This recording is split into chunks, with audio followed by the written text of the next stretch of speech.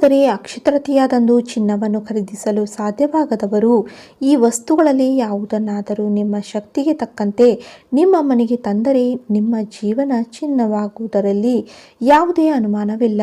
ಅಕ್ಷಯ ತೃತೀಯದಂದು ನಿಮ್ಮ ಮನೆಯಲ್ಲಿ ಪೂಜೆ ಮಾಡಬೇಕು. ಈ ದಿನ ಲಕ್ಷ್ಮೀ ದೇವಿಯ ಜೊತೆಗೆ ಕುಬೇರನನ್ನು ಪೂಜಿಸುವುದರಿಂದ ಸಂಪತ್ತು, ಸಮೃದ್ಧಿ ಮತ್ತು ಆರ್ಥಿಕ ಸ್ಥಿತಿಯನ್ನು ತರುತ್ತದೆ. ಮಹಾಭಾರತದ ಪ್ರಕಾರ ಈ ದಿನ ಸೂರ್ಯ ಯುಧಿಷ್ಠಿರನಿಗೆ ಅಕ್ಷಯ ಪಾತ್ರೆಯನ್ನು ನೀಡಿದನೆಂದು ಹೇಳಲಾಗುತ್ತದೆ. ಆದ್ದರಿಂದ ಆಹಾರವು ಎಂದಿಗೂ ಖಾಲಿಯಾಗುವುದಿಲ್ಲ. ಅಲ್ಲದೆ ಪರಶುರಾಮನು ಹುಟ್ಟಿದ್ದು ಇದೇ ದಿನ. ಆದ್ದರಿಂದಲೇ ಚಿರಂಜೀವಿ ಎಂದು ಕರೆಯುತ್ತಾರೆ.